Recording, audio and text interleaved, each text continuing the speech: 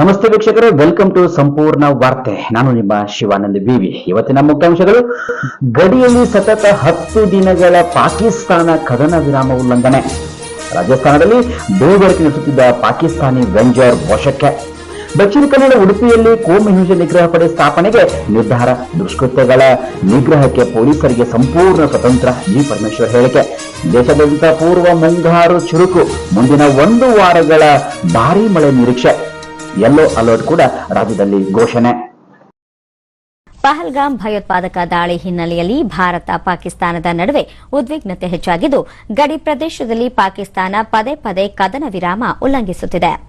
ಕಳೆದ ರಾತ್ರಿಯೂ ಜಮ್ಮು ಕಾಶ್ಮೀರ ವ್ಯಾಪ್ತಿಯ ಗಡಿ ನಿಯಂತ್ರಣ ರೇಖೆಯ ಸಮೀಪ ಪಾಕಿಸ್ತಾನ ಸೇನೆಯು ಅಪ್ರಚೋದಿತ ಗುಂಡಿನ ದಾಳಿ ನಡೆಸಿವೆ.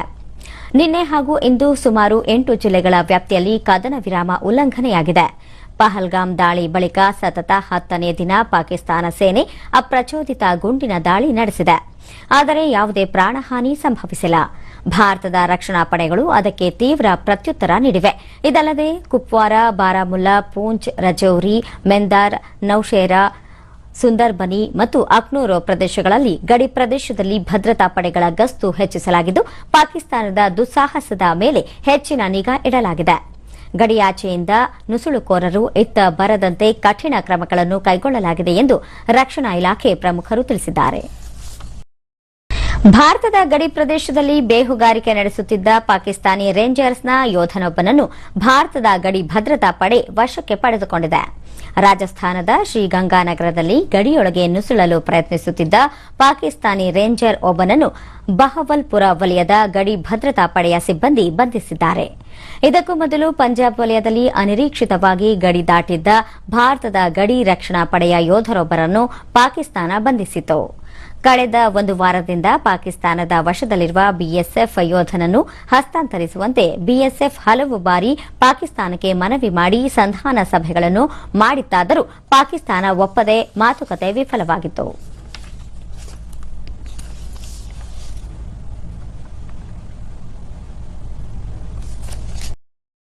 ಕೋಮು ಸೂಕ್ಷ್ಮ ಪ್ರದೇಶಗಳೆನಿಸಿರುವ ದಕ್ಷಿಣ ಕನ್ನಡ ಮತ್ತು ಉಡುಪಿ ಜಿಲ್ಲೆಗಳಲ್ಲಿ ಕೋಮು ಹಿಂಸೆ ನಿಗ್ರಹ ಪಡೆ ಸ್ಥಾಪಿಸಲು ಸರ್ಕಾರ ಉದ್ದೇಶಿಸಿದೆ ಎಂದು ಗೃಹ ಸಚಿವ ಡಾ ಜಿ ಪರಮೇಶ್ವರ್ ಹೇಳಿದ್ದಾರೆ.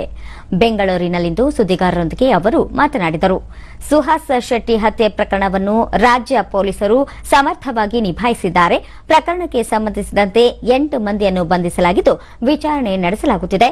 ದಕ್ಷಿಣ ಕನ್ನಡ ಜಿಲ್ಲೆಯಲ್ಲಿ ಇಂತಹ ಪ್ರಕರಣಗಳು ಮರುಕಳಿಸದಂತೆ ಕಠಿಣ ಕ್ರಮಗಳನ್ನು ಕೈಗೊಳ್ಳಲಾಗಿದ್ದು, ಪೊಲೀಸ್ ಬಂದೋಬಸ್ತ್ ಮುಂದುವರಿಸಲಾಗಿದೆ. ಪ್ರಕರಣವನ್ನು ಎನ್ಐಎ ತನಿಖೆಗೆ ವಹಿಸುವ ಅಗತ್ಯವಿಲ್ಲ ಎಂದು ಡಾ ಜಿ ಪರಮೇಶ್ವರ್ ಹೇಳಿದ್ದಾರೆ.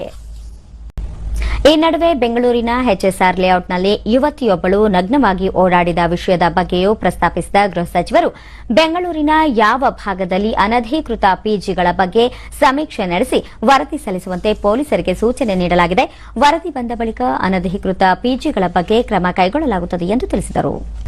ನದಿ, ಕೆರೆ, ಕೊಳವೆ ಬಾವಿ ಸೇರಿದಂತೆ ಸಾರ್ವಜನಿಕರಿಗೆ ಪೂರೈಕೆ ಮಾಡುವ ನೀರಿನ ಗುಣಮಟ್ಟವನ್ನು ತಪಾಸಣೆ ಮಾಡಿ ಕಲುಷಿತ ನೀರು ಪೂರೈಕೆಯಾಗುತ್ತಿದ್ದರೆ ಸ್ಥಳೀಯ ಸಂಸ್ಥೆಗಳಿಗೆ ನೋಟಿಸ್ ನೀಡುವಂತೆ ಪರಿಸರ ಇಲಾಖೆಯ ಅಧಿಕಾರಿಗಳಿಗೆ ಅರಣ್ಯ, ಜೀವಿಶಾಸ್ತ್ರ ಮತ್ತು ಪರಿಸರ ಸಚಿವ ಈಶ್ವರ ಖಂಡ್ರೆ ಸೂಚನೆ ನೀಡಿದ್ದಾರೆ. ದಾವಣಗೆರೆಯಲ್ಲಿ ನಿನ್ನೆ ಅವರು ಅರಣ್ಯ ಮತ್ತು ಪರಿಸರ ಇಲಾಖೆಯ ಪ್ರಗತಿ ಪರಿಶೀಲನಾ ಸಭೆಯಲ್ಲಿ ಭಾಗಿಯಾಗಿದ್ದರು. ಈ ಸಂದರ್ಭದಲ್ಲಿ ಪರಿಸರ ಮತ್ತು ಅರಣ್ಯ ಇಲಾಖೆಯ ಹಿರಿಯ ಅಧಿಕಾರಿಗಳು ಪಾಲ್ಗೊಂಡಿದ್ದರು.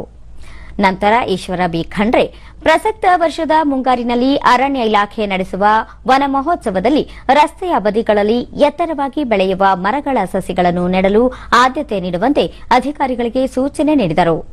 ಅರಣ್ಯ ಪ್ರದೇಶದ ಒತ್ತುವರಿ ಆಗದಂತೆ ಕಟ್ಟೆಚ್ಚರ ವಹಿಸುವಂತೆ ಸೂಚಿಸಿದ ಅವರು 2015ಕ್ಕೂ ಮೊದಲು ಪಟ್ಟಾ ಭೂಮಿ ಸೇರಿ 3 ಎಕರೆಗಿಂತ ಕಡಿಮೆ ಅರಣ್ಯ ಒತ್ತುವರಿ ಮಾಡಿರುವ ಪ್ರಕರಣ ಹೊರತುಪಡಿಸಿ ಉಳಿದ ಎಲ್ಲಾ ಅರಣ್ಯ ಒತ್ತುವರಿ ತೆರವಿಗೆ ತ್ವರಿತ ಕ್ರಮ ಕೈಗೊಳ್ಳುವಂತೆ ನಿರ್ದೇಶನ ನೀಡಿದರು.